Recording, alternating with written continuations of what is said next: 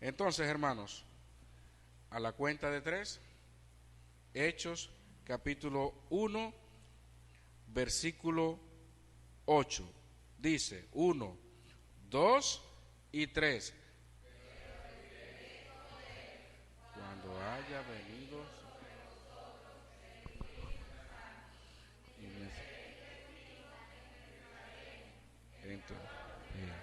en Samaria y hasta los confines de la tierra. Podemos repetirlo otra vez sin que se vea en pantalla, Pablo, porque hay una pista ahí. Vamos a repetirlo otra vez. 1, es el primer versículo, el 8. 1, 2 y 3. Pero recibiréis poder cuando haya venido sobre vosotros el Espíritu Santo, y me seréis testigos en Jerusalén, en toda Judea, en Samaria y hasta lo último de la tierra. Excelente, hermano. Dense un fuerte aplauso ahí. Excelente. Muy bien. Hermanos, ese versículo que acabamos de recitar es clave en el libro. ¿Y por qué decimos que es clave? Por una razón simple. Una de las cosas que mencionamos la semana pasada es que Hechos, como se le conoce, para muchos, Hechos de los Apóstoles, que dijimos que en realidad el nombre no se corresponde exactamente con lo que vemos en el libro, porque al fin y al cabo no vemos un detalle de todos los apóstoles o el ministerio completo de cada uno de ellos. Al contrario, hay mucha especulación de muchos de esos apóstoles, pero sí tenemos registro de lo que hizo Pedro y Juan, pero por parte, no todo tampoco. Tenemos registro del ministerio amplio del apóstol Pablo, y no tenemos constancia, excepto de Jacobo, que en el capítulo 12 muere, y otros que de manera en conjunto, diríamos, se mencionan. O sea, nosotros no tenemos una biografía de los apóstoles, nosotros no tenemos como que si el protagonismo está en ellos. Y ahí es que vamos a iniciar a analizar este libro. Entonces, ¿por qué decimos que este versículo es clave? Porque te está diciendo Jesús que el propósito para el cual, o uno de los propósitos fundamentales para el cual ellos habrían de recibir o ser investidos o capacitados por el Espíritu Santo, no era para su orgullo propio, no era para que ellos ahora dijeran, bueno, no está Jesús, estamos nosotros, no. Recibiréis poder cuando haya venido sobre vosotros el Espíritu Santo, no antes, porque obviamente la obra del Señor, separado del Señor, nada podemos hacer. Jesús aquí asciende a los cielos en esta primera parte, le da mandamientos, instrucciones específicas. Ellos contemplan a Jesús ascendiendo a los cielos, le dice en ese capítulo 1 que se queden o que permanezcan en Jerusalén hasta que reciban la promesa del Padre o el cumplimiento de lo que ya Jesús le había dicho en los evangelios. Y aquí está diciendo la razón. Cuando eso suceda, ustedes me van a ser testigos. Y ahí entonces, esa palabra se repite mucho, también es un término clave en el libro. Entonces, ¿por qué decimos que es clave el versículo? Porque te está presentando justo el desarrollo, el orden en que Lucas presenta cómo el evangelio, la iglesia se expandió desde Jerusalén, luego pasa toda Judea y Samaria, y ya cuando hablamos de confines de la tierra, sabemos que el libro llega hasta Roma. Sin embargo, esto sería un anticipo, diríamos, de lo que sería la predicación de Dios, del evangelio, en todo el mundo. Por eso esto es clave, porque es precisamente lo que vemos. Los primeros versículos, hasta el capítulo 6, finales 7, antes de que Esteban sea apedreado, vemos cómo el ministerio se desarrolla en Jerusalén. Pero viene la persecución y tienen que salir a Judea, a Samaria, forzosamente, pero sabemos que Dios estaba detrás de todo eso. Y luego de que permean haciendo la obra toda esa zona, ya sabemos que la otra parte, con su mayor extensión, la tuvo el apóstol Pablo, que es conocido como el apóstol a los gentiles. Entonces, eso es un versículo que usted a lo largo de este estudio lo debe de tomar muy en cuenta, Por lo pronto, todos estos primeros capítulos tienen que ver con el nacimiento de la iglesia en Jerusalén. En Jerusalén. Vamos a leer el primer versículo para ir entonces avanzando. Dice el versículo número 1, en el primer tratado, oh Teófilo. Ojo aquí, ¿cuál es el primer tratado? Que ya lo mencionamos, Lucas. O sea, ahí no hay discusión, ya la mayoría de los comentaristas, estudiosos de la Biblia, dan por sentado que Lucas es el autor. Por las razones que dimos, dice, oh Teófilo. Aquí, en este punto, cuando dice Teófilo, tengo que destacar de que ha habido muchas especulaciones. Sobre todo, ustedes saben que cuando se da poca información de un personaje o de un acontecimiento, desafortunadamente muchos caen en el terreno de la especulación. Y yo les voy a mencionar a modo aleatorio varias de las especulaciones que se dan con respecto a Teófilo. Una de ellas es, según aparece en los registros extrabíblicos, es que este Teófilo quizás haya sido un sacerdote judío, por ejemplo. Algunos dicen que quizás pudo haber sido un sacerdote judío por el hecho de que hubo uno llamado en esa época, en el año 37 al 41 después de Cristo, llamado Teófilo ben Anás. Y algunos estudiosos lo han querido relacionar con ese Teófilo. Otros ven a Teófilo como un oficial romano por el hecho de que en Lucas él dice excelentísimo, era un término que regularmente se usaba de respeto y para distinguir a una persona de cierta categoría en la sociedad. De manera que al utilizar en Lucas excelentísimo, algunos entienden que posiblemente haya sido un oficial romano. Inclusive hay otros que se van quizás un poco más allá y dicen o se atreven a decir que posiblemente este Teófilo haya sido abogado del apóstol Pablo en su juicio en Roma. Miren a dónde van llegando los pensamientos. Hay otros que dicen que quizás este Teófilo haya sido, como lo plantea la iglesia copta, que es una iglesia ortodoxa que data del primer siglo de Egipto, donde relacionan a Teófilo a una persona, a un judío piadoso, básicamente. Tampoco tenemos, diríamos, prueba para determinar que esto sea así. Ahí hay algunos que de manera alegórica relacionan a Teófilo o pone a todo el mundo como destinatario, porque en el sentido de que Teófilo significa amigo de Dios o amado de Dios y sus derivados relacionados a esto. Y algunos entonces lo ven como si fuera un epíteto. Es como que si dijera que todo el que reúne esa condición de amado de Dios o amigo de Dios, entonces pudiera ser un destinatario. Tampoco podemos llegar a esa conclusión de que Lucas usara esa referencia velada al pueblo de Dios en sentido general. No vemos esa forma de expresarse en los escritos de Lucas. Y otros dicen que posiblemente sea una persona de dinero, rica o de cierta clase social, a quien Lucas quería dar o honrar, diríamos más bien, presentándole las cosas en orden de lo que Jesús había dicho, había enseñado.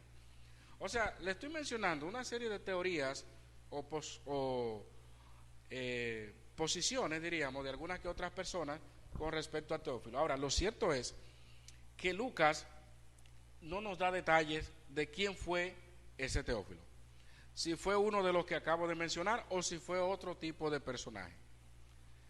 De manera que al fin y al cabo nos quedamos con esa parte. O sea, es un personaje conocido, no podemos decir que era alegórico, porque ahí entonces sí caemos en un terreno un poquito más especulativo todavía, pero sí era una persona real que le escribió tanto en el primer tratado, en el Evangelio, como ahora en Lucas. Es una persona. Dice, hablé acerca de las cosas que Jesús comenzó a hacer y a enseñar. ¿Qué sugiere esto, hermanos? O sea, pudiéramos decir que el Evangelio de Lucas, porque es la referencia que él hace, es simplemente lo que Jesús comenzó a hacer y a enseñar. O sea, no concluyó lo que hizo, quedó incompleto, faltaron muchas cosas. ¿Qué es lo que está básicamente expresando Lucas acá? Simplemente es como plantean algunos escritores. El libro de Lucas, o el Evangelio de Lucas y Hechos de los Apóstoles, como le conocemos, sean prácticamente los dos tomos, 1 y 2 respectivamente, de un tratado, como lo presenta, un libro. Es como que si fuera la continuación de. O sea, terminamos acá con la muerte de Cristo y su resurrección. Pero si usted abre las primeras páginas o los primeros versículos de Hechos, presenta a Jesús también ahí. Presenta la última reunión, diríamos, que tuvo Jesús con sus discípulos hasta que ascendió a los cielos. Por eso entonces eso guarda, si ustedes se fijan, en Crónicas pasa algo parecido. Usted terminando de leer segundo de Crónicas y abriendo Esdras capítulo 1, se da cuenta que hay, lo último que dice de Ciro, lo menciona Esdras en su capítulo 1. Por eso muchos entienden que Esdras escribió Crónicas. Y hay muchas pistas. Entonces, estas son pruebas inclusive de que Lucas mismo lo haya escrito, de que no haya sido otro. Es la continuación. En este caso, es muy bien que él haga esta referencia a lo que comenzó a hacer y enseñar, porque ahora lo que se va a presentar es la obra de Cristo que se continuó en la persona del Espíritu Santo mediante sus discípulos que llegaron a ser apóstoles. Eso es lo que nosotros encontramos en el libro de Hechos, la continuación. Porque Jesús, recuerden lo que le dijo a Pedro: tú eres Pedro, y sobre esta roca edificaré mi iglesia. Pero ¿qué pasó? Jesús dice: yo no los voy a dejar huérfanos a ustedes, yo le mandaré otro consolador. Más adelante se lo dice. De manera que Jesús, y él mismo inclusive le promete a ellos: yo estaré con vosotros todos los días hasta el fin del mundo, en la persona del Espíritu Santo. De manera que este hecho o esta expresión, comenzar a hacer y enseñar, lo que nos está indicando es que hay una continuación de lo que Jesucristo empezó a hacer. Ahora, una pregunta que surge natural es que él dice acerca de todas las cosas que Jesús comenzó a hacer y enseñar.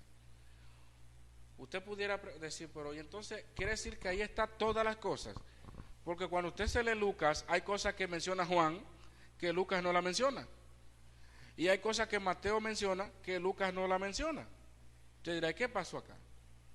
Obviamente, recuerden que los evangelios, aún todos uniéndolos, no recopilan toda la información del Señor Jesucristo, porque ahí nosotros tenemos plasmado básicamente todo lo que Dios quiso en su soberanía que nosotros tuviéramos a mano hoy día.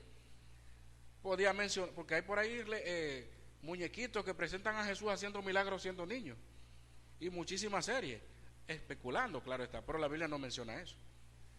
Entonces, aquí esta referencia a todas está haciendo o implica los aspectos principales. Recuerden que es a Teófilo que le está escribiendo, y él está destacando el ministerio de Cristo, puntos principales específicos que él quería que su destinatario conociera.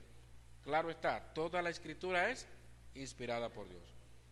O sea que tampoco podemos decir que había sagacidad en Lucas o que no. Dios obró para que llegara a Teófilo de una manera fiel el mensaje. Entonces, ¿cuáles son esas cosas que comenzó Jesús a hacer? Podemos incluir muchas cosas, porque todo su ministerio terrenal, los milagros que hizo, las personas con quien compartió, todo lo que Jesús hizo está dentro de eso.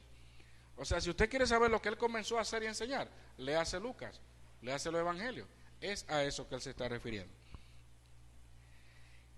Y dice aquí, en el versículo 2, vamos avanzando para que el tiempo nos ayude, hasta el día en que fue recibido arriba.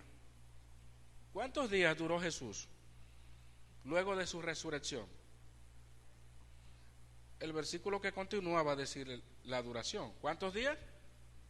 40 días. 40 días. Entonces, ahí se está refiriendo hasta que se completó ese día que fue recibido arriba.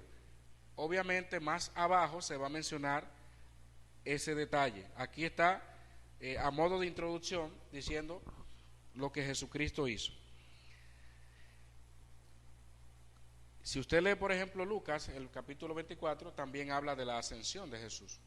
Pero aquí se da un detalle que no se menciona en el capítulo 24 de Lucas, y es que presenta esa conversación muy importante que tuvo con sus discípulos. Dice hasta que el día en que fue recibido arriba, después de haber dado ¿qué? Mandamientos por el Espíritu Santo. ¿Cuáles mandamientos? ¿Cuáles fueron esos mandamientos que, según indica aquí, Jesús le dio a ellos? ¿Usted recuerda Mateo 28? ¿Qué Jesús le dijo a ellos?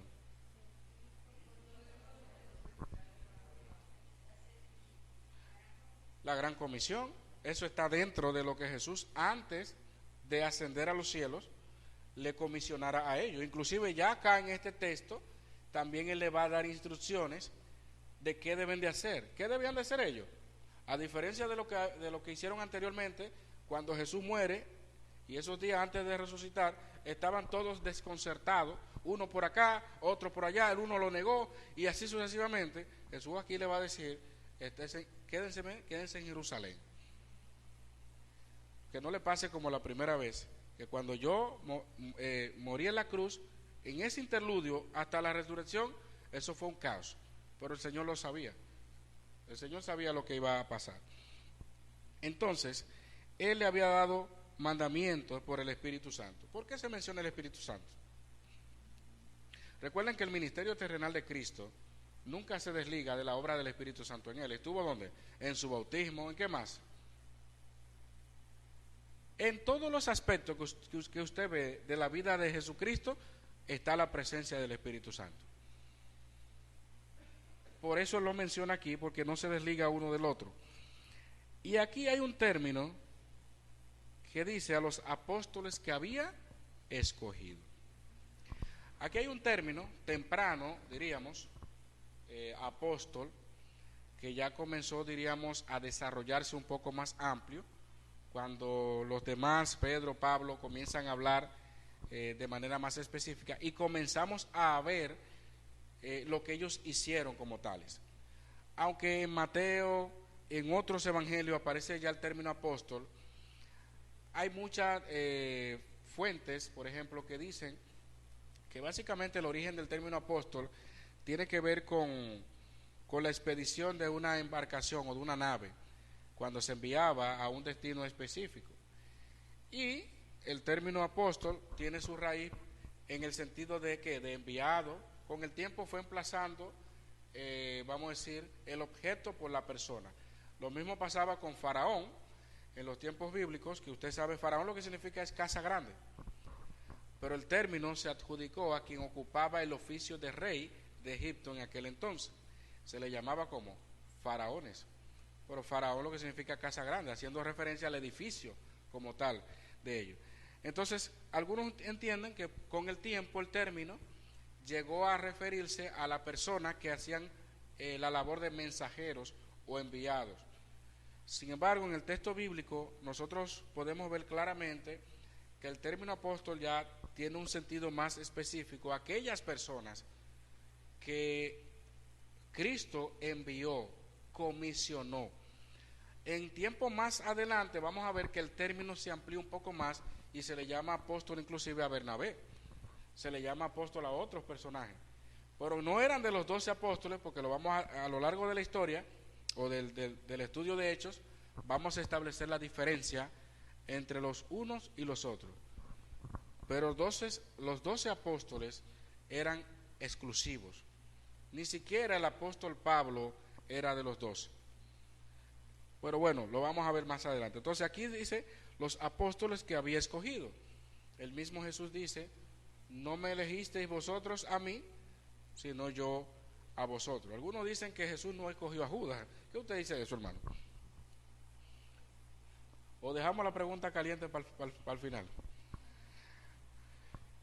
Vamos, seguimos ahí entonces. Entonces, apóstoles que él había escogido. Vámonos con el versículo 3. Recuerden que cualquier pregunta la pueden hacer, estamos avanzando para poder explicar esta primera parte. A quienes también después de haber padecido se presentó vivo con muchas pruebas indubitables. Repito, a quienes también, ¿a quienes fueron? Cuando dice a quienes también, a esos apóstoles que él había escogido. Después de haber padecido, ya usted sabe lo que pasó con nuestro Señor Jesucristo, se presentó vivo, hablando de su resurrección. ¿Cuántos días dijimos? 40 días. Con muchas pruebas indubitables. ¿Qué significa indubitable? Convincente. ¿Que no se puede? El micrófono, recuerden, por favor. Ya lo dijo, pero es para que los demás se escuchen. Pruebas, dice allí el texto, indubitables, pruebas decisivas, como dice Krishneri, pruebas convincentes. O sea, eran demostraciones, diríamos, seguras, no evidencias momentáneas, sino que eran convincentes, decisivas. Ahora bien, él está hablando de su resurrección, se presentó vivo. ¿Cuáles eran esas pruebas, según lo que conocemos de Jesús, lo que él hizo en su resurrección? ¿Cuáles entonces podían ser esas pruebas indubitables? O sea, esas pruebas de su resurrección, claro está, ¿cuáles eran esas? Convincente. Le voy a dar una pista. Usted sabe que Jesús tuvo apariciones, ¿no? Después de su resurrección, aquí nos está hablando de milagros específicamente, de su ministerio terrenal. Se está hablando de cuando resucitó, pruebas contundentes, indubitables. Mencionen una. ¿Qué hizo Jesús? Le voy a dar una. Esa es una. ¿Qué le dijo él a Tomás?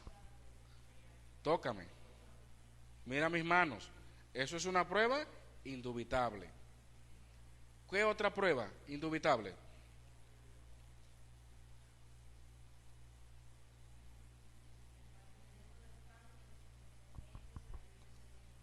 Comió con ellos el pan, que no fue un espíritu, como dije por ahí, un fantasma, fue una persona real, en cuerpo, glorioso, claro está, pero resucitó. El texto dice así mismo, como ustedes mencionaron, él comió y bebió con los discípulos. Tomás y los demás vieron que sus manos podían ser palpables. Pero también hay muchos textos, por ejemplo, en 1 Corintios capítulo 15 dice que él se apareció a 500 hermanos a la vez. Eso es una prueba indubitable. Porque aquí nosotros estamos viendo parte de lo que Jesús hizo. Por esos 40 días, él tuvo apariciones en personas específicas, grupos específicos, porque él dejó pruebas de su resurrección. Que aunque todavía no había terminado de escribirse los libros que tenemos, el libro de Hechos y otros más, realmente nuestro Señor Jesucristo mostró pruebas de su resurrección. Y cuando hablamos de pruebas, eran irrefutables. ¿Y cómo dice el texto ahí? Apareciéndoseles durante 40 días y hablándoles acerca del reino de Dios. ¿Por qué tiene que hablarle del reino de Dios? Porque es importante que Jesús, dentro de todas esas cosas que él hizo, de esas pruebas indubitables, tenía que hablarle acerca del reino de Dios. A los judíos, que usted sabe qué pasaba con ellos. Usted sabe qué esperaban o anhelaban ellos. Pero él está hablando de un reino que puede abarcar varios aspectos, diríamos, según el contexto. Algunos ven como la interpretación correcta de las profecías mesiánicas que se habían hecho acerca de él. Cuando usted lee Lucas capítulo 24, él tiene que explicarle, esto fueron lo que dijeron los profetas y esto fue lo que pasó. Oye, todavía Jesús antes de morir, le había dicho que tiene que cumplirse la profecía tocante a mí en mi muerte. Y luego de que resucita, también tiene que reiterarle, porque recuerden que los judíos estaban muy apegados y muy esperanzados en una restauración que física, en una restauración literal, política, de manera que ellos todavía hasta ese momento necesitaban que Jesús le hablara de algo que es mucho más valioso e importante de lo que ellos podían pensar. Porque déjenme decirles que en el tiempo que se está viviendo, y luego vamos a dar unos detalles sobre los emperadores, el emperador de turno de ese entonces era Tiberio. Y los emperadores, que vamos a ver también, cada uno tenía sus características. De hecho, el libro de los Hechos se escribió en el lapso de 4 emperadores en la historia. Y vamos a poner algunas tareas con respecto a esos emperadores para entender el trasfondo. Pero Jesús le está hablando de un reino espiritual, de un reino que va más allá de lo que ellos entendían. Entonces, era necesario que Jesús le hablara de todas esas cosas, de las promesas que el Señor tenía para ellos y para su iglesia. Dice el versículo 4, y estando juntos, les mandó que no se fueran de dónde. ¿Puede leerlo, por favor? Si lo puede leer. Lea, sí. Y estando juntos, les mandó que no se fueran de Jerusalén, sino que esperasen la promesa del Padre, la cual les dijo, oísteis de mí. Ok, muy bien. ¿Por qué Jesús tiene que decirle que no se fueran de Jerusalén? ¿Qué había visto nuestro Señor? ¿Qué conocía el Señor de ellos para decirle, no se vayan de Jerusalén? Lo mismo que les mencioné hace un momento. ¿Qué hizo Pedro en el capítulo 21 de Juan? ¿Dónde estaba Pedro y otro?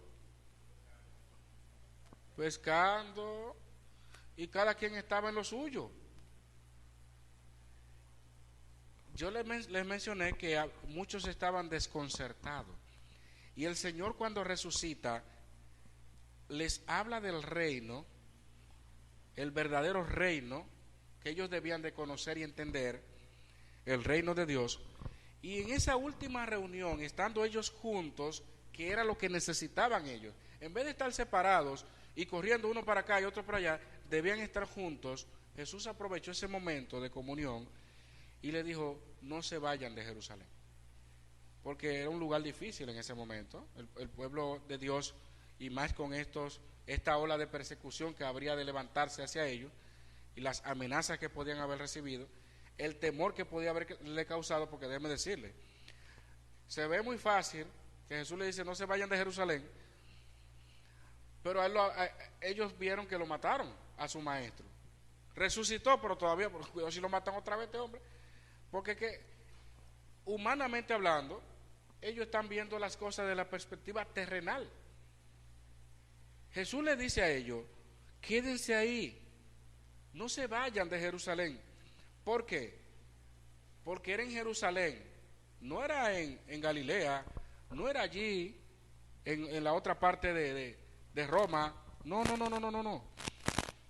Ellos tenían que esperar en Jerusalén la promesa del Padre. ¿Cuál era la promesa del Padre? Enviaré otro consolador. Otro consolador, el Espíritu Santo. Y le dijo, oísteis de mí. Era necesario entonces que ellos estuvieran, oigan esto, en el momento designado, en el lugar designado, que podía ser el sitio de mayor peligro, pero también de mayores oportunidades. Y ellos debían de tener una expectativa reverente de Dios, un profundo anhelo de estar preparado para recibirle. Y más adelante vamos a ver cómo ese grupo de discípulos que luego de que Jesús muere se dispersan, como dice el dicho, herirás al pastor, ¿y qué va a pasar con las ovejas? Serán dispersadas. Así estaban los discípulos. Jesús los reúne otra vez, con pruebas a muchos, con pruebas indubitables, convincentes de su resurrección, como la acabamos de mencionar, la lista, y algunas otras más. Y ahora en consecuencia les dice a ellos, ahí estando juntos, en esta última reunión tan importante, no se vayan de Jerusalén. No se vayan a pescar, no se vayan allí, que las labores, que no se vayan, que camino allí. No. Quédense ¿dónde? En Jerusalén. Eso tiene un principio también muy interesante para el pueblo de Dios, el ser unánime, estar unánimes, como Dios también bendice la obra. En este caso, ya no es algo nuevo que Jesús le está diciendo. Jesús le está diciendo la promesa del Padre, la cual dice, les dije, oísteis de mí. Entonces lo que se está añadiendo aquí, pudiéramos decir, es cuando el Señor le dice, no se vayan de ¿qué? ¿De dónde? De Jerusalén. Pero ya ellos habían oído de que Él iba a enviar ¿qué? Otro consolador. El problema está en que usted y yo ya sabemos cómo reaccionaron ellos cuando Jesús fue llevado a la cruz. Era necesario que estuvieran juntos y Jesús le mandara que se quedasen allí. Versículo 5, porque ciertamente Juan bautizó con agua, mas vosotros seréis bautizados con el Espíritu Santo dentro de no muchos días. Recuerden ustedes que de eso se va a detallar un poco en el capítulo 2, con el derramamiento del Espíritu Santo, cuando todos los que estaban presentes allí recibieron el Espíritu Santo. Y lo que estaba haciendo Juan, porque el mismo Juan en Mateo capítulo 3, 11, le hace una preparatoria a los que estaban allí. Esto no vamos a decir el final, este es el medio, esto es una preparatoria, pero luego vendrá otro que bautizará en espíritu, que no es como lo que yo estoy haciendo. ¿Y qué importancia tiene esto para la iglesia? Usted lo vamos a ver, Dios mediante, la próxima semana. Entonces, ¿qué sucede? Algunos entienden que luego de que Jesús asciende a los cielos, que lo vamos a ver ahora, ¿puede apagar el micrófono? Luego de que Jesús asciende a los cielos, algunos entienden que pasaron 10 días. O sea que el lapso de tiempo, los 40 días que Él duró y luego ascendió, a partir de ahí quedaban unos 10 días para lo que conocemos como el Pentecostés, que también hay que hablar de la fiesta de Pentecostés, en qué consistía en esa festividad judía, qué implicaba para ellos esto y qué tiene que ver el Espíritu Santo justamente en esa fecha, y no podía venir en otra festividad. Vamos a analizarlo la semana que viene. Ahora, en ese tiempo fue determinante para ellos estar como unánimes, listos, preparados para esa llegada. De manera que todo el capítulo 1 tiene que ver con esa preparación, esa expectación que ellos debían de tener en virtud de lo que Dios le había prometido. Entonces, los que se habían reunido le preguntaron, oigan qué pregunta más solemne, diciendo, Señor, ¿restaurarás el reino a Israel en este tiempo? O sea que lo que mencioné hace un momento, ellos revelaron su corazón, claro está. Y qué bueno que hicieran la pregunta. Qué bueno que no se quedaron callados y le hicieran la pregunta para uno confirmar exactamente lo que ellos estaban pensando. Cuando se dividió el reino, ustedes saben que se separaron las tribus, la apostasía que hubo en el reino de Israel, y solamente de un lado se quedó Judá, Benjamín, los levitas que estaban sirviendo en el templo. Y aunque duraron aproximadamente casi 300 años más que el reino de Israel, que se lo llevaron los asirios, al final los de Judá se corrompieron y los babilonios fueron los que llegaron con Nabucodonosor, y ya usted se sabe la historia. Pero en el caso de Israel, ellos se mezclaron con otras naciones, inclusive establecieron su capital después de varios lugares, ya sabemos, en Samaria, en el monte de Semer, y de ahí la mezcla que ellos tuvieron emparentando con otras naciones, Eso dio lugar a lo que conocemos usted y yo como samaritanos, pero eran enemigos del pueblo de Dios. Los judíos que usted y yo conocemos en el Nuevo Testamento provienen precisamente de Judá, de los que habían quedado. Ahora, lo sorprendente sería cuando decimos aquí, restaurarás el reino de Judá. No lo dice así, dice de Israel. Entonces, la pregunta que muchos se hacen es, ¿a qué se está refiriendo? Si es a Israel como el reino del norte, el otro que se dividió, o al reino de Judá, específicamente.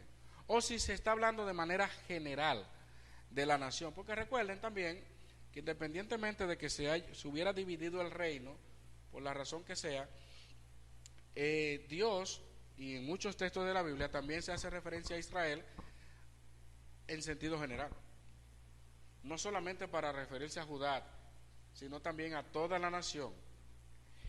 Pero ellos, al fin y al cabo, lo que estamos observando, y ya lo hemos mencionado, es el pensamiento de ellos con relación al establecimiento de un reino terrenal, básicamente en el que ellos fueran liberados del yugo del Imperio Romano en el que estaban precisamente en esa época sometidos. Ellos odiaban a los romanos, ellos odiaban a muchos. De hecho, Mateo mismo era despreciado, porque todo el que trabajaba para ellos, imagínate, Mateo era cobrador ¿de qué? De impuestos. Ellos no eran amados por los judíos, porque inclusive el que trabajaba para ellos también era su enemigo. Sin embargo, Dios llamó a quien Él quiso como quiso. Pero ellos estaban pensando, ellos estaban humanamente hablando, esperando algo terrenal. Para ellos lo más grandioso era eso, y por eso dijimos en los versículos anteriores que Jesús, con esas pruebas indubitables, hablándoles, dice el texto, acerca del reino de ¿qué? De Dios. Y ellos aquí están preguntando que si el reino que fue destruido iba a ser restaurado. Jesús no le responde directamente a las preguntas que ellos le están haciendo con respecto a si lo va a restaurar o no, a la manera de lo que ellos entendían, porque Jesús conoce su corazón y Jesús sabía lo que había dentro de ellos. Ahora, Él está ahora respondiendo, cambiando de dirección, para que ellos se enfoquen, ¿sabe qué? En la promesa. Para que ellos se enfoquen en lo que realmente ellos deben de ¿qué? De esperar. Quédense ¿dónde? En Jerusalén, para que esperen la promesa del Padre. Aquí le dice, no os toca a vosotros saber los tiempos o las sazones que el Padre puso en su sola potestad. ¿Cómo usted definiría o cómo usted diría con su propia palabra lo que Jesús quiso decirle ahí? Pero póngase el micrófono porque...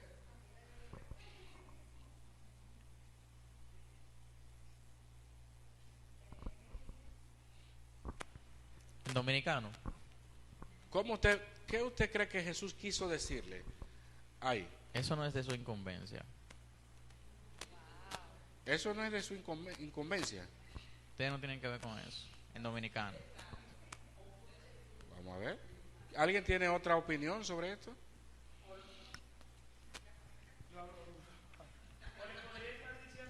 Hagan lo que yo ya les he dicho y déjenme la otra parte a mí, que esto no le corresponde.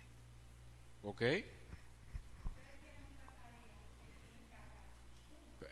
Ustedes tienen otra tarea que encargarse.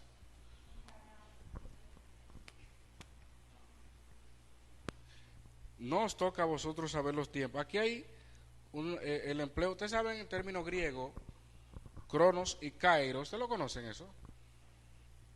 Cronos, kairos. Por ejemplo, cronos, ¿a qué se refiere?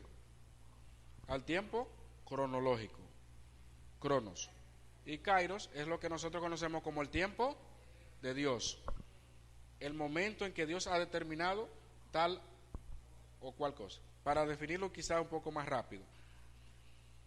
De manera que es cierto, o sea, a veces nosotros queremos saber cosas como nos pasa también a nosotros de este lado del mundo. Gracias a Dios que el día y la hora nadie lo sabe. gracias a Dios. Pero Jesús lo que está llevándolo a ellos es a que entiendan que esa pregunta que ellos están haciendo, aunque Él podía darle la respuesta, porque usted y yo sabemos que el Señor tiene un reino prometido para su pueblo. Ese es otro tema. Ahora, el Señor le está diciendo aquí no es tiempo de saber esas cosas. No es el tiempo de Dios para esto. Y además, ya Él le había hablado del reino de Dios muchas veces, como dice el texto, anteriormente. Y todavía así le insistían, restaurarás el reino. O sea, porque déjeme decirle que eso que Jesús responde es la conclusión a lo que el texto anterior dice que Él habló durante ese tiempo acerca de qué, del reino de Dios. Por entonces ahora ellos reiteradamente, es lo que pareciera indicar, le están preguntando que si iba a restaurar el reino de Israel. Y como Jesús conoce sus corazones, una vez más Él lo está desviando a ellos para que se concentraran en lo que estaba próximo a llegar. Ellos debían de estar preparados para esto. Y una de las cosas que ellos debían de tomar en cuenta, lo vamos a ver ahora. Entonces, de una manera, no podemos decir directamente que era un boche, porque también no todo lo que el Señor decía necesariamente era un boche como tal, porque recuerden que Jesús le está enseñando. Jesús lo que está es llevándolo a ellos como el buen pastor. Jesús lo que está es redirigiendo ese pensamiento a la realidad que ellos debían de asumir. Miren lo que dice, vamos a ver qué dice el próximo versículo. Vamos a ver. ¿Qué era lo que Jesús quería que ellos hicieran?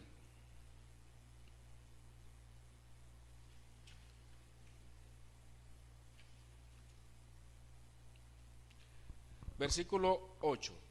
El versículo que recitamos, versículo clave. Pero recibiréis poder. O sea, ustedes están pensando en un reino, ¿verdad? Físico, ¿no? Político. Pero yo le estoy hablando de algo más interesante. Ustedes mismos, no estamos hablando de restauración, no, ustedes van a recibir ¿qué? Poder. Y usted sabe que hay una diferencia en los términos en griego cuando habla de que dice que el Padre en su sola potestad. Hay uno que se refiere al poder soberano de Dios y hay otro que es dinamos, que es de dinamita o capacidad, poder. Hay una diferencia ahí porque este poder no es como muchos salen por ahí. La Biblia dice que íbamos a recibir poder y lo primero que piensan es milagro. Lo primero que le llega a la mente a personas cuando escuchan que tenemos poder es poder para muchas cosas, menos lo que el texto enseña aquí. El texto dice aquí, recibiréis poder. Le cambia el sentido cuando haya venido sobre vosotros el Espíritu Santo. Esto habla de capacitación. Esto no habla de cosas de que ahora que no, esto habla de capacitar, porque ellos iban a hacer una obra que necesitaban la ayuda del Espíritu Santo, quien los iba a guiar a toda verdad, quien iba a tomar lo de Jesucristo, o sea, no era de su cuenta, no era, ustedes van a recibir poder y hagan lo que a ustedes les parezca, no, ustedes van a recibir poder cuando haya venido el Espíritu Santo. ¿Y cuál va a ser la tarea principal? Poder. Entonces, pero ese poder, ¿para qué iba a ser? El Señor los iba a capacitar a ellos a través del Espíritu Santo para poder dar testimonio de todas esas cosas que Jesús le enseñó, de todas esas cosas que Jesús les instruyó. No era que ellos iban a estar, no, ellos iban a ser investidos de poder en el sentido de ser capacitados por Dios, el Espíritu Santo, para llevar a cabo todas esas cosas que usted y yo ya hemos considerado. Me seréis testigos en Jerusalén, toda Judea, Samaria y hasta los confines de la tierra, que como dije al principio, esto es el desarrollo que estaremos viendo durante el libro, cómo el Evangelio se desarrolla. Y de hecho, algunos entienden, como dije al principio, que entre Lucas y Hechos, si son, diríamos, un libro en 2 tomos, 1 y 2, como algunos lo ven, pudiéramos decir el origen y el desarrollo del cristianismo. Recuerden lo que él dice, lo que Jesús comenzó a hacer y a enseñar. Y aquí entonces vemos la continuación. Préstale el micrófono, por favor, a Gerardo. Sí, lo prometí.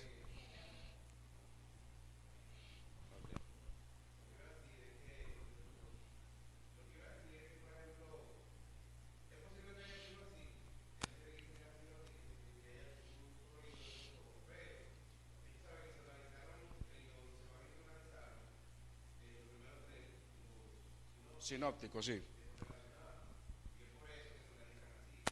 ¿Se oye el micrófono o no? ¿No se oye? Ah, ahora sí, Ahora sí, ok. Entonces, al ser organizado así, con los sinópticos, que ya quizá algunos saben lo que son esos, Mateo, Marcos y Lucas, es por eso que no hay una continuidad con Hechos y se pone Juan después, porque es el otro evangelio. Pero verdaderamente es una continuación del libro de Lucas. O sea, que quizá uno lo ve así, pero en verdad es un solo tomo. Otra cosa que iba a decir es de la importancia de eso que usted está diciendo. Qué importante el libro de los Hechos, porque posiblemente sin el libro de los Hechos uno no hubiera sabido quién era Pablo. ¿Y quién es Pablo? ¿Quién es este Pablo? ¿Cómo surgió? Sí. Esta iglesia de Tesalonicense, cómo es eso? Efesios. Entonces, es importante saber esa parte el libro de los Hechos es importante por eso, sí. El desarrollo y cómo llegó el evangelio hasta Roma y hasta Europa y demás. Sí. Así, y algo que mencionaste con respecto al orden de los libros, recuerden que los libros que nosotros tenemos, el orden que tenemos es por forma literaria, así que están ordenados los libros, en muchos de los casos, especialmente el Antiguo Testamento. En el Nuevo, los evangelios, ahí están todos, las cartas, inclusive usted ve primera y segunda de Timoteo ahí, no se escribieron en la misma fecha. Inclusive los evangelios no tienen la misma fecha cada uno. Hay variaciones en eso quizá un día lo podemos detallar un poquito más específico. Algunos ven Tesalonicenses como los primeros libros que se hayan escrito en el Nuevo Testamento, otros ven Gálatas y así sucesivamente, que no necesariamente haya sido Mateo, como empezamos con el Nuevo Testamento. Entonces hay diferentes posturas con respecto al orden, pero sí bien cabe, o sea, la frase que nos ayuda a ver esa parte de la continuación es cuando dice comenzó a hacer y enseñar, lo que da por sentado de que la obra que continúa, o sea, la obra que se va a presentar a continuación, tiene que ver con la continuación de esa parte. Sí. Estaban muy cerca ahí. Lo vamos a ver en el mapa.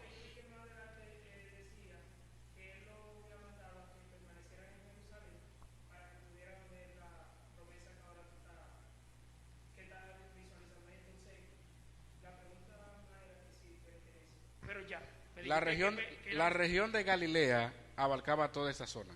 Eran como municipios sí, de Jerusalén. Nosotros vamos, inclusive, hoy no nos va del tiempo, claro está, pero en una de las partes vamos a presentar el mapa para que estemos un poquito ubicados de manera geográfica y entendamos cuáles fueron los movimientos que dieron. Realmente entre Jerusalén, Judea y Samaria estaban, diríamos, más cerca. Por eso usted va a entender más adelante, cuando hablemos de los viajes misioneros de Pablo, hasta dónde se expandió el evangelio, el cristianismo. Pero bueno, ese es el bosquejo natural del libro. Jerusalén, Judea, Samaria y los confines de la tierra, que el libro llega hasta Roma. Ahora aquí, dice, y habiendo dicho estas cosas, viéndolo ellos, fue alzado y le recibió una nube que le ocultó de sus ojos.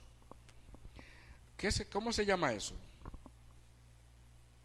Porque el texto no utiliza la expresión que mencioné hace un momento. Habiendo dicho estas cosas, viéndolo ellos, fue alzado y le recibió una nube que le ocultó de sus ojos. En doctrina eso se le llama ascensión. Esto es interesante porque ustedes saben que la iglesia tradicional establece que María ascendió a los cielos. ¿Usted sabe eso? ¿Oh sí? El catolicismo se contempla eso, asunción al cielo. Hay muchas teorías sobre esto, pero realmente nuestro Señor, en el Antiguo Testamento se mencionan personajes, ¿verdad? Que el Señor se lo llevó. ¿Quiénes fueron? Enoc, Elías, el torbellino, ¿Quién más? Moisés, el Señor lo desapareció, su cuerpo, gracias a Dios. Hay muchos casos que vemos acá, pero en el caso del Señor Jesús, diga Edward. Yo quería dar un detalle de lo de la promesa. Ok. En el Evangelio de Marcos, el capítulo 16, cuando le da la gran comisión, es un detalle. Dice, finalmente se apareció a los 11 mismos, estando ellos sentados a la mesa, y le reprochó su incredulidad y dureza de corazón, porque no habían creído a lo que le había visto resucitado. Y les dijo, id por todo el mundo y predicad el evangelio a toda criatura.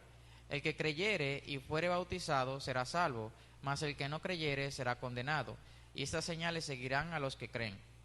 En mi nombre echarán fuera demonios, hablarán nuevas lenguas, tomarán en las manos serpientes, y si bebieren cosas mortíferas no les hará daño. Sobre los enfermos pondrán sus manos y sanarán. Haciendo referencia a Hechos 1:8. Y el detalle en este caso es el versículo 14, donde dice, finalmente se apareció a los 11 mismos, dando el detalle de que la promesa de todas estas cosas, él le habló directamente a los discípulos, a los 11. Correcto, sí. Muy bien. Eso es un punto muy importante, porque al final de este capítulo vamos a ver qué sucedió.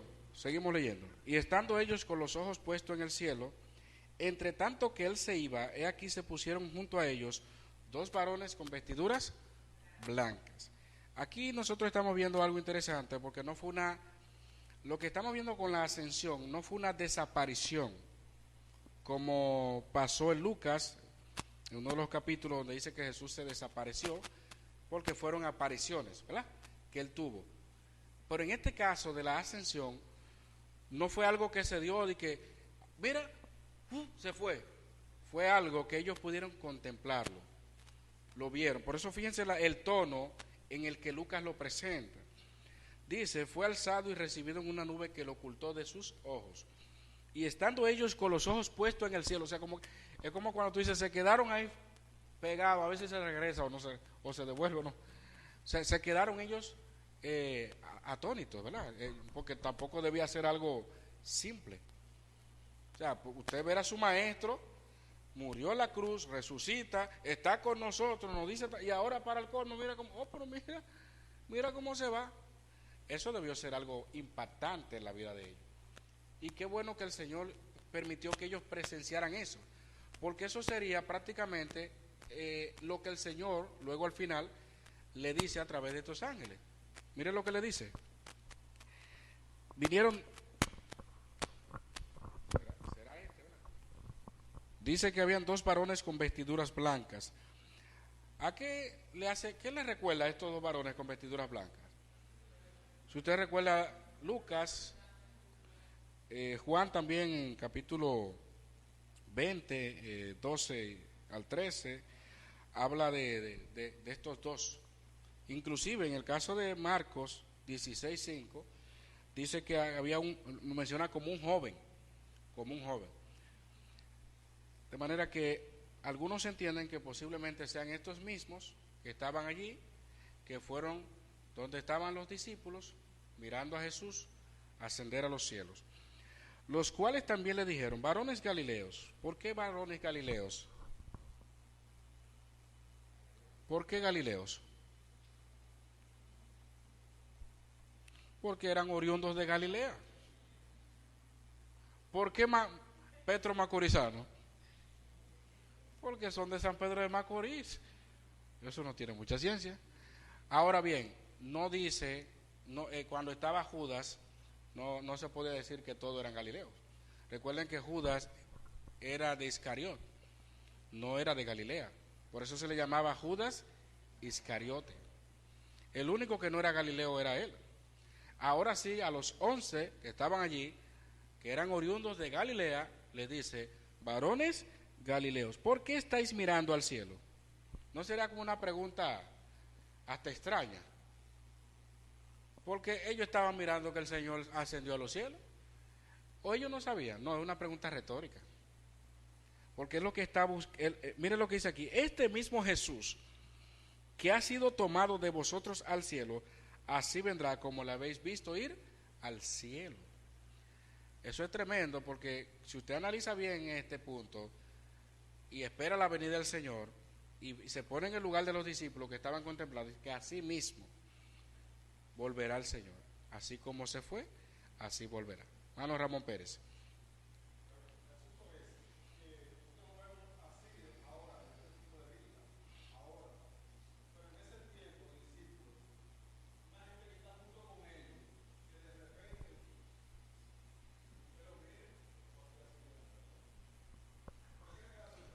Recuerda que esto se queda grabado y esto le sirve a los hermanos que no han podido venir. ¿Sí, dígalo?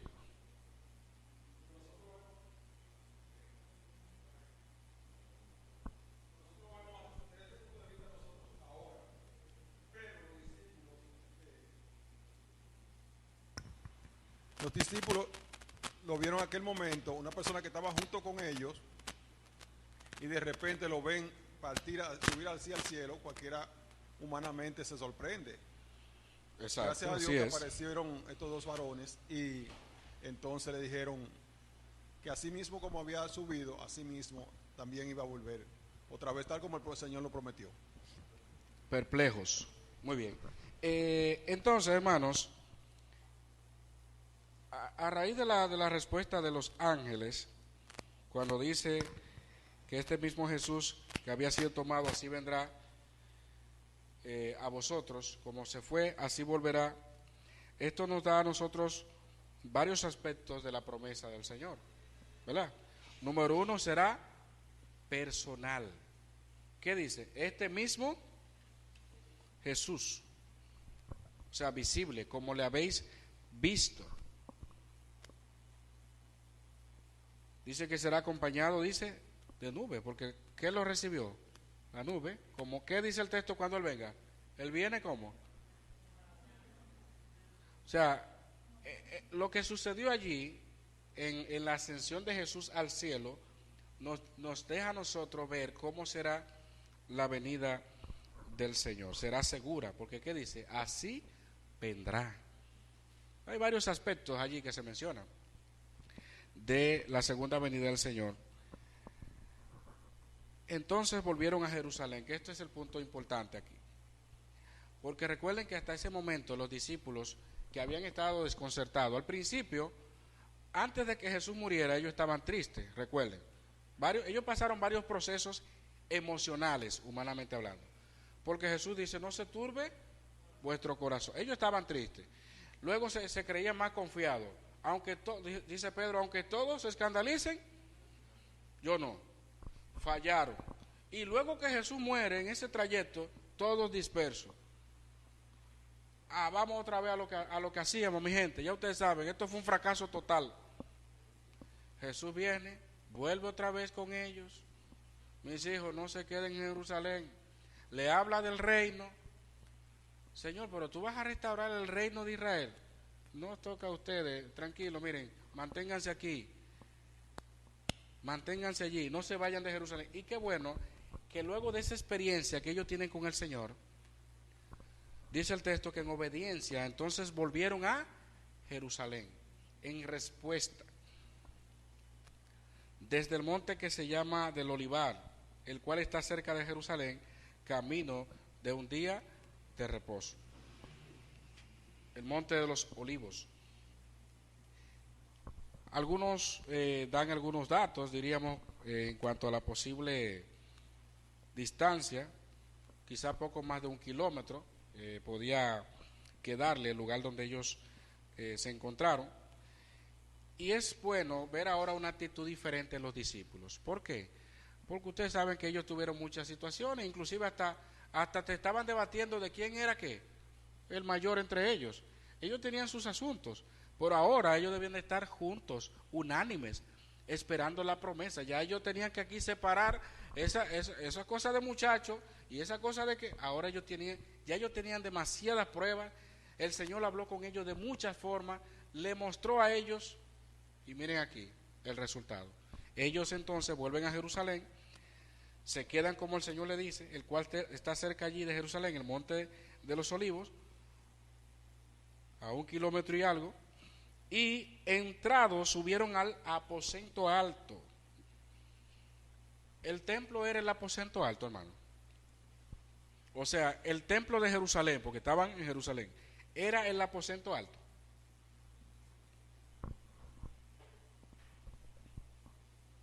¿Cree usted que estaba en el aposento alto? Es bueno saberlo. Si el aposento alto era el templo o era otro lugar. Dice el texto allí. Y entrados subieron al aposento alto donde moraban Pedro y Jacobo, Juan, Andrés, Felipe, Tomás, Bartolomé, Mateo, Jacobo, hijo del Feo, Simón el Celote y Judas, el hermano de Jacobo.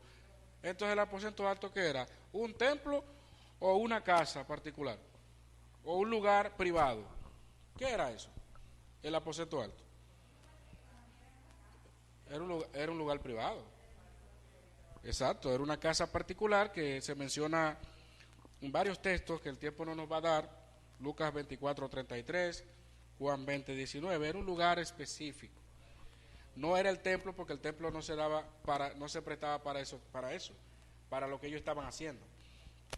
Entonces, ese lugar que ellos habían apartado en Jerusalén era el lugar que se convirtió en el epicentro, diríamos, de ese momento. Ahora, qué bueno que ellos apartaron un lugar, porque lo que ellos van a hacer, dice allí, todos estos perseveraron como en ese lugar, unánimes en oración, a diferencia de esto que yo, Señor, cuando tú estés allí, yo quiero estar allí, tú aquí, mire que quién será el mayor, y todos esos problemas que tenían los discípulos. Qué bueno que aquí en Hechos lo vemos diferente.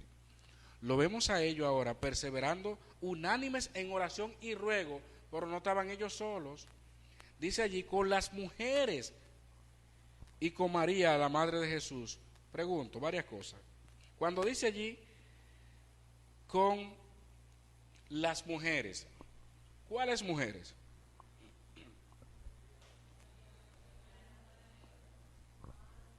En Lucas 8, 1 al 3, menciona cuáles eran esas mujeres que servían a Jesús. En Lucas 8, no lo vamos a leer, pero le estoy dando el texto para que lo tengan. Por ahí se mencionan varias mujeres que posiblemente estaban allí, porque algunos entienden que quizás se refiere a las esposas de los que estaban allí, pero realmente no tenemos esa constancia. Lo que sí tenemos constancia, inclusive, que las primeras que vieron a Jesús en la resurrección fueron mujeres. Y lo más natural es que esas mujeres que servían a Jesús estuvieran ahí con ellos, entre las cuales estaba, como usted mencionó, María Magdalena, Juana, Susana y muchas, dice, y muchas, otras muchas que le servían de sus bienes. Había muchas mujeres que servían a Jesús. Habían esas mujeres. Y aquí hay una distinción especial. Dice, y con María, porque María era parte de las mujeres.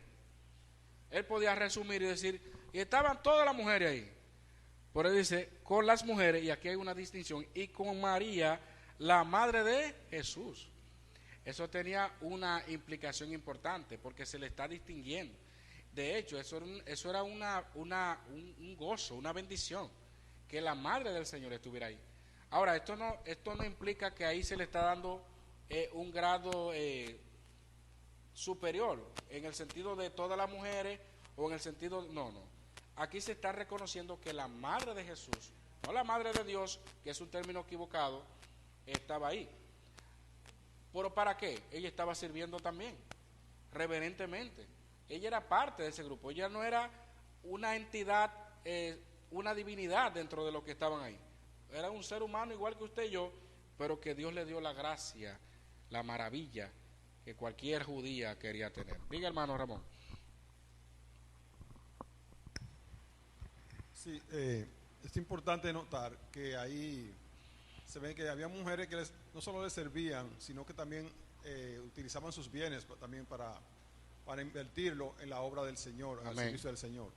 Amén, sí, exactamente. que eran parte de la obra, el ministerio terrenal de Jesús. Perfecto. Entonces, dice que estaban con oración, ruego, con las mujeres, con María, la madre de Jesús, y con sus hermanos. ¿Hermanos de quién? Los hermanos de los apóstoles, los hermanos de las mujeres, los hermanos de María, ¿de cuáles hermanos? De Jesús. Y entonces, ¿por qué no dice el texto, después que dice, y con María, la madre de Jesús, y con sus hijos? No hubiese parecido como más lógico, ¿verdad? Que dijera, y con sus hijos, la madre de Jesús y con sus hijos. En realidad, hermanos, el texto aquí, ¿cómo fue? Sí, entonces la conexión está, ahí está el detalle. Cuando dice la madre de Jesús y con los hermanos de quién? De Jesús, que son los hijos de María. Lo que pasa es, hermanos, hay algo interesante aquí. Ustedes saben también que el catolicismo, esos hermanos que se mencionan allí, son parientes. Cada vez que ellos ven el término hermanos en el Nuevo Testamento, que los hermanos son parientes. Pero para nosotros no, porque la Biblia dice que no la conoció hasta que dio a luz su hijo primogénito. Y en Mateo, capítulo 13, por los versículos 55 por ahí en adelante, se habla de los nombres. Se habla de José, ¿verdad? Se habla de Simón, se habla de Judas, se habla de Jacobo y sus hermanas. Ahora bien, ¿por qué? Porque ustedes saben que en Juan capítulo 7 y en otros textos se presenta que los hermanos de Jesús ni aún creían en él. De hecho, cuando Jesús estaba en la cruz, no se ve la presencia de sus hermanos ahí.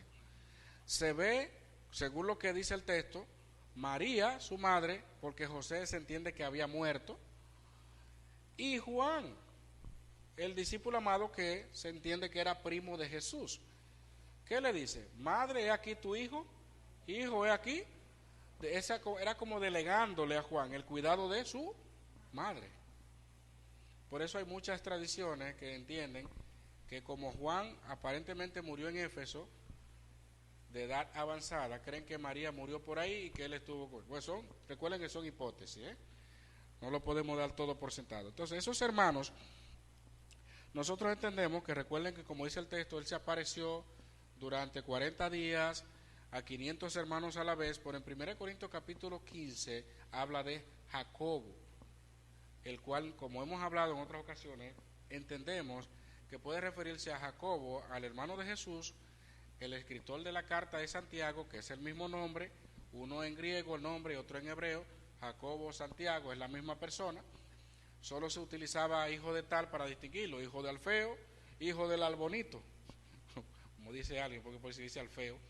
Pero bueno, el caso es que estos hermanos de Jesús posiblemente se refieran a Jacobo y al que escribió la carta de Santiago, que llegó a ser obispo en Jerusalén, lo vamos a ver más adelante, y aquel Judas que escribió la carta. Eso está en desarrollo en la medida que estemos tratando este texto. Entonces, eso es una posible alusión a estos hermanos. Aquí dice el versículo 15, en aquellos días Pedro se levantó en medio de los hermanos. Otro problema aquí. ¿De cuáles hermanos? ¿Los hermanos que él acaba de mencionar? ¿O los hermanos que estaban congregados? Porque fíjate que él termina ahí con sus hermanos. Y aquellos días ahora se levantó en medio de los hermanos. ¿Eran? Y entonces esos hermanos, entre paréntesis, y los reunidos eran como ¿cuánto? Como 120 en número. Y dijo, la pregunta sería, ¿eran solo un total de 120 o podían haber más los que podían estar ahí? Ahora, lo que sí establece es que en ese aposento alto quizá era la capacidad para las personas que estaban ahí. 120 que estaban reunidos. El número como, cada vez que usted ve que dice como 120,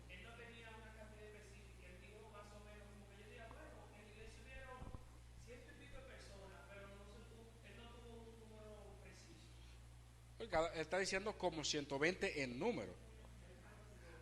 Sí.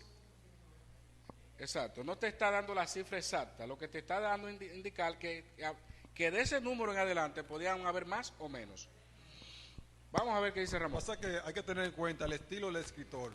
Él está haciendo una narración, o sea, es un asunto histórico. Y entonces él, como investigó, él está hablando en relación a lo que él escuchó, de forma que él preguntó más o menos cuánto habían, y ahí él tira un estimado. Ok, entonces hermanos, aquí vamos a ir arribando para concluir por el tiempo. En esa multitud que estaba congregada, los famosos 120 del aposento alto, varones hermanos. Él está diciendo varones hermanos. Pero recuerden que en el aposento alto habían, ¿quiénes estaban ahí reunidos? Había mujeres, la María, la Madre de Jesús, sus hermanos, y ahora está diciendo varones hermanos. ¿Qué pasó ahí? ¿A quién está hablando? A un grupo, pero dice que habían como 120 en número, ¿eh? Dice el texto que habían como 120 en número.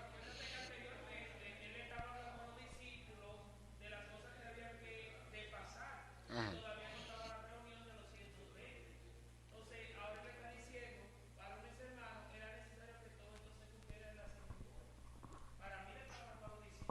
Ok. Bien. Aquí, recuerden, tampoco debemos de tener esa dificultad de que si había mujeres, que si habían hombres, porque recuerden que él está ante una asamblea, ¿verdad? Y él está hablando en sentido general, donde dice, varones hermanos, era necesario. Aquí hay algo que nosotros tenemos que pensar un poquito. Era necesario que se cumpliese la escritura en que el Espíritu Santo habló antes por boca de David acerca de Judas, que fue guía de los que prendieron a Jesús. Como Pedro, porque hasta el momento las conversaciones, por lo menos lo que revelan los evangelios, nosotros no vemos a Jesús revelando de que ese salmo, que usted me imagino que lo ha leído, ese salmo que se hace referencia a Judas, cumplimiento profético, vemos cómo fácilmente Pedro lo menciona aquí. Él dice que era necesario que se cumpliese la escritura en que el Espíritu Santo antes habló por boca de David acerca de Judas. Si él no lo menciona ahí, o sea, ese cumplimiento profético, quizás ese salmo que se lee, el 69, me parece, quizás ese salmo no se hubiese entendido tal y como es.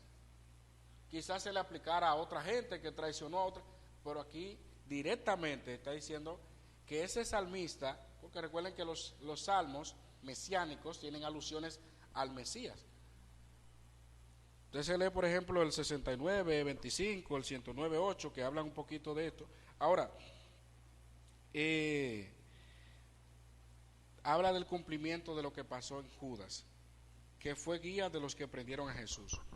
Usted sabe que hay una doctrina de la presciencia selectiva que establece de que era cualquier persona en particular, podía ser un Judas o un Josefo o cualquiera, el que le cayera el asunto, ese iba a ser.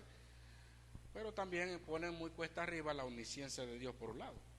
Pone cuesta arriba los designios de Dios porque Dios tira la bola y al que le cayó, ay, no era ese el que yo quería.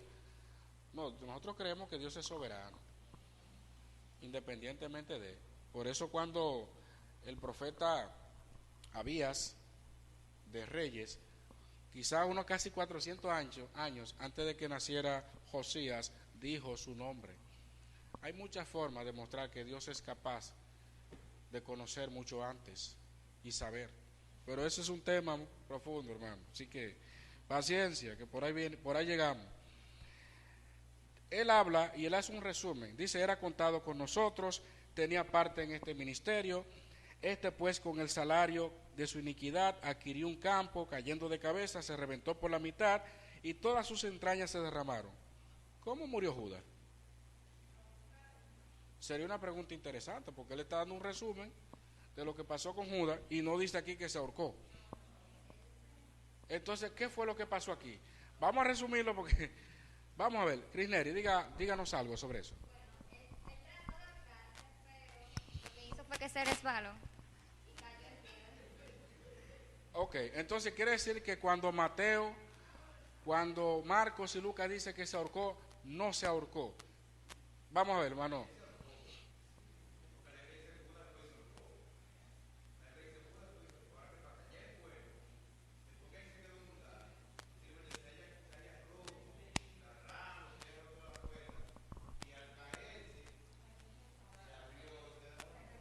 Es interesante, interesante. Ahí está hablando del micrófono, que necesitamos escuchar esas respuestas de cada uno de ustedes. Miren, recuerden que los evangelios dicen cómo murió. Lucas acá, en Hechos, está dando el resultado de su iniquidad, de su maldad. Él no está haciendo un detalle de todo. Él lo que está hablando al final, cómo terminó Judas después de haber traicionado a Jesús, porque se ve muy bonito decir se ahorcó y ya.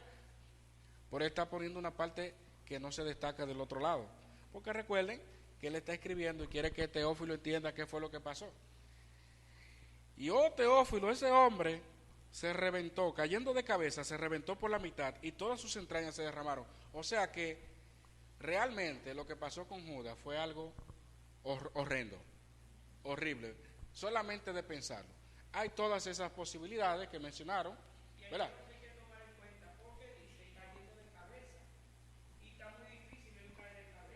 Sí, está ahorcado.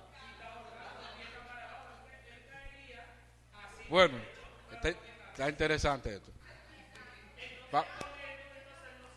Vamos a ponerlo de tarea eso, porque yo sé que el tiempo miren, yo sé que el tiempo no nos va a dar, porque queremos terminar por lo menos parte del capítulo 1. Ahora, lo que le quiero dejar dicho es, bueno, no voy a dar la conclusión, ¿no?, de eso.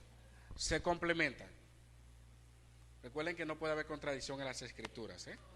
Se complementa. Entonces hay que ver cómo fue el complemento de lo que dice Lucas con lo que dice Hechos, pero ninguna de las dos se puede desestimar, ¿eh? Vamos a ver.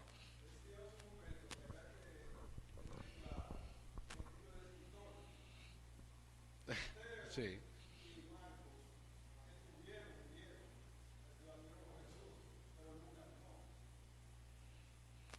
Correcto. Recuerden que Lucas no fue de los discípulos, no fue apóstol.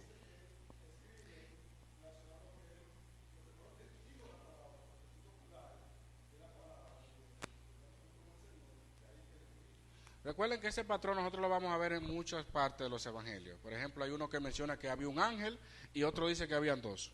Uno dice que fue un poquito más para allá, otro dice que fue un poquito más para acá. Entonces, al final, vamos a hacer ese ejercicio, ¿verdad?, de investigar esas partes para no inmediatamente adelantarnos, pero es bueno, de eso se trata, Hechos, que podamos investigar. Finalmente, vamos arribando a lo que quiero concluir con esta parte de hoy.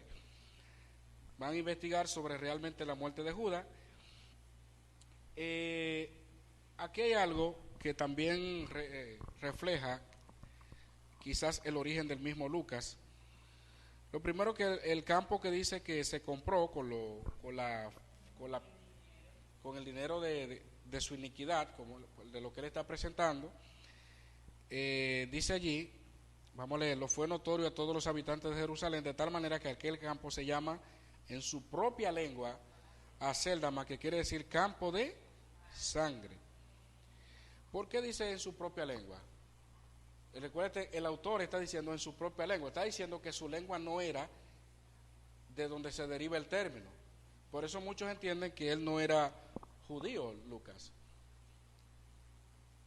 Y podemos también luego hablar un poquito sobre la biografía de Lucas. Entonces, lo que está planteando Pedro en este discurso fue el resultado de la iniquidad de Judas, y que era necesario, como dice ahora el versículo 21, luego de lo que sucedió, era necesario que de estos hombres que han estado junto con nosotros todo el tiempo que el Señor Jesús entraba y salía entre nosotros, yo quiero ahora crear otra pregunta, pero retórica, porque no podemos dejar tanta tarea, ¿eh?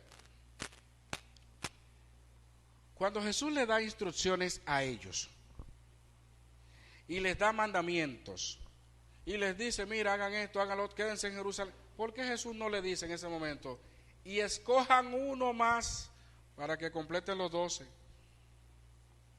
Jesús no le dice eso a ellos, y eso era importante. Sino que ahora es Pedro que se para y dice, Señor, es necesario que busquemos uno más. Pero Jesús nunca le dijo eso, según lo que leímos atrás, ¿verdad? Según las instrucciones. Pero obviamente no se nos vayamos más lejos. Él está hablando del cumplimiento de una profecía mesiánica.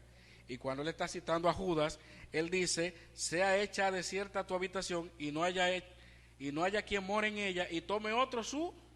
Entonces no está tomando una parte de la profecía, sino que en base a eso, tomando eso que él acaba de decir, entonces que él dice es necesario para el cumplimiento de esto, que tome otro su oficio.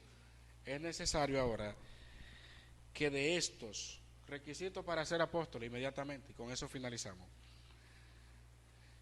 ¿Qué requisito debe tener una persona para ser apóstol? O en ese entonces, y que no lo cumple ninguno de los que dicen ser apóstoles hoy día. Número 1, que de estos hombres, no hay apóstol, es uno, que de estos hombres que han estado juntos con nosotros, haber estado juntos con quienes, con los discípulos, todo el tiempo que el Señor Jesús entraba y salía entre nosotros, su ministerio terrenal, ¿verdad? ¿Ok? Comenzando desde el bautismo de Juan.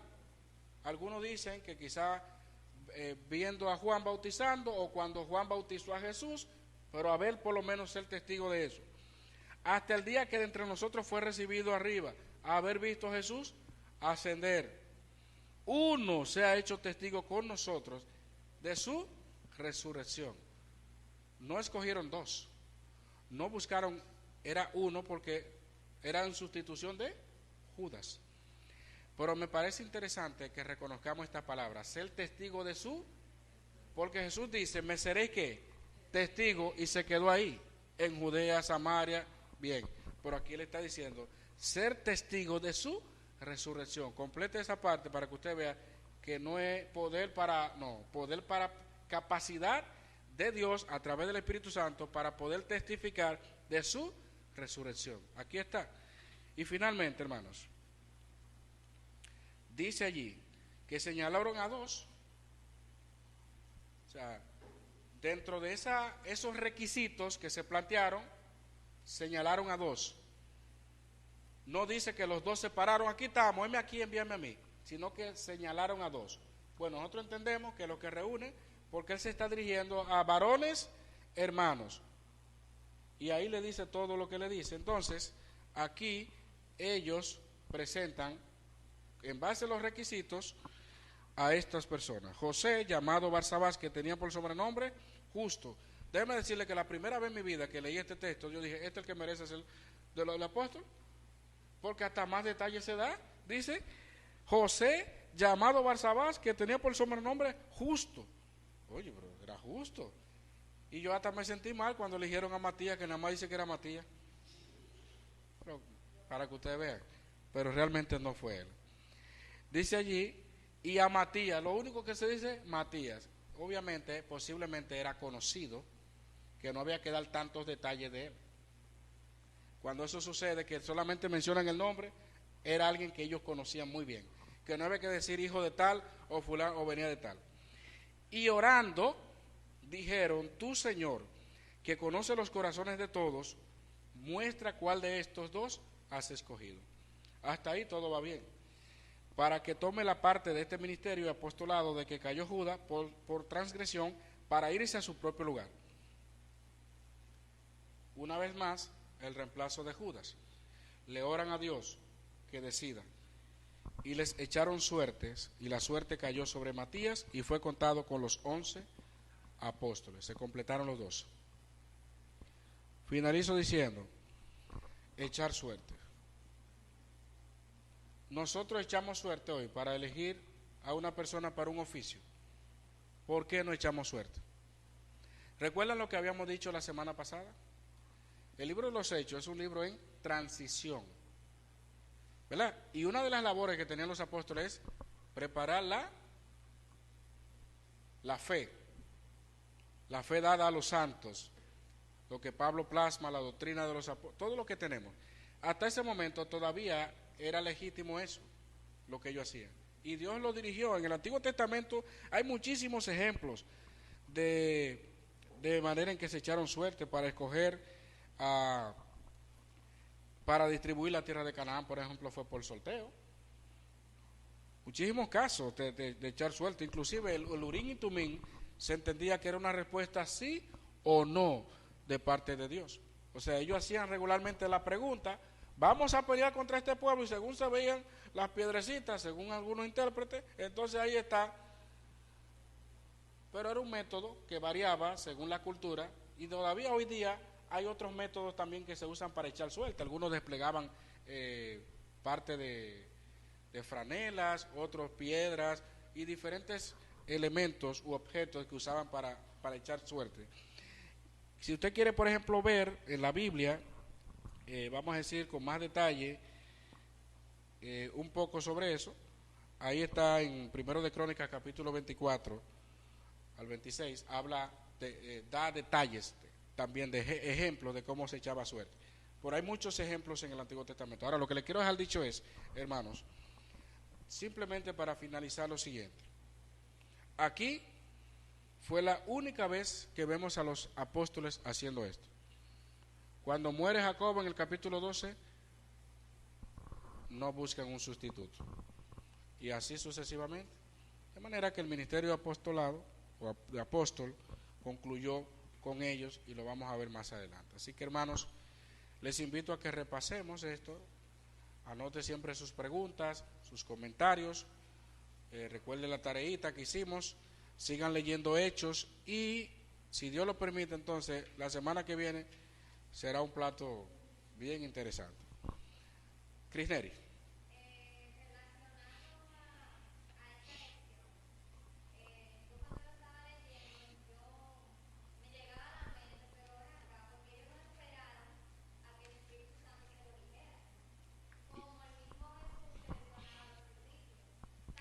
Ok.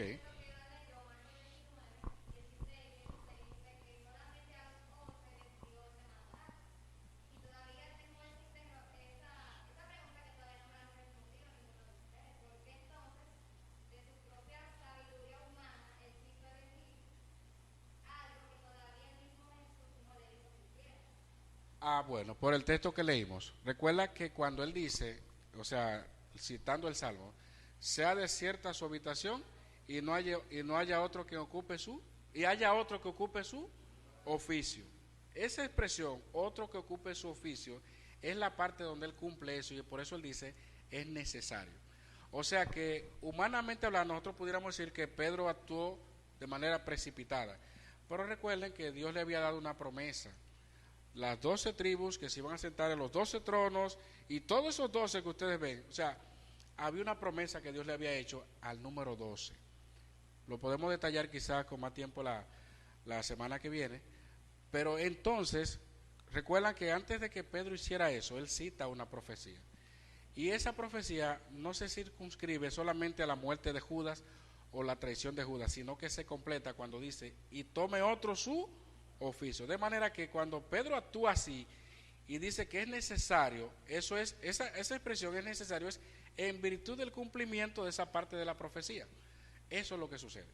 Ahora, lo que sucede, por ejemplo, con la parte, vamos a decir, de echar suerte, ya ahí, vamos a decir, es un método que nosotros, obviamente, ya lo descartamos porque no se repite jamás, ni tampoco se repite la elección de otro apóstol. Ahora, Pedro actuó en virtud del cumplimiento de la profecía.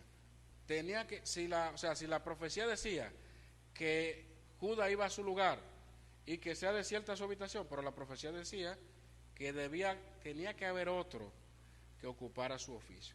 Por eso nunca vemos, ni siquiera en la Biblia, que Dios, que podía hacerlo, ¿verdad?, le reprochara a Pedro eso que hiciera. Porque él habló, o sea, nosotros entendemos que lo que Pedro hizo fue dirigido por el Señor, fue dirigido por el Espíritu Santo, y se ve a lo largo de la historia el respaldo de la obra de Dios a Pedro, cuando luego de ahí en Hechos 2 predica y más de 3,000 personas, o sea, eso habla de que lo que Pedro hizo no fue simplemente porque él lo quiso hacer, sino porque él sabía que ahí se cumplía o se completaba dicha profecía. Esa es la razón principal de por qué Pedro hace eso. Así que, hermanos, nos ponemos de pie en oración, seguimos leyendo, sigan anotando sus preguntas y miren a ver cómo se murió Judas. Si se ahorcó, si se quiso ahorcar o si se reventó. Vamos a ver. Oremos, hermanos. Señor amado, gracias te damos por este tiempo especial, maravilloso, que como iglesia tomamos para aprender más de ti, aprender más de tu palabra. Te pedimos perdón porque muchas veces leemos tu palabra, pero no tenemos el ferviente deseo de seguir indagando, aprendiendo, y nos quedamos simplemente en algo que leemos a nuestra manera. Perdónanos, ayúdanos, Señor, a entrar a tu palabra cada día con un corazón sincero. Tu Espíritu Santo nos guía y podamos seguir aprendiendo cada vez más de tu palabra. Bendice tu iglesia, gracias por cada hermano aquí presente, como a los que están desde sus hogares. Ahora llévanos en paz y en comunión contigo a nuestros hogares, en el nombre de Jesús. Amén y amén. Hermanos, Dios les bendiga.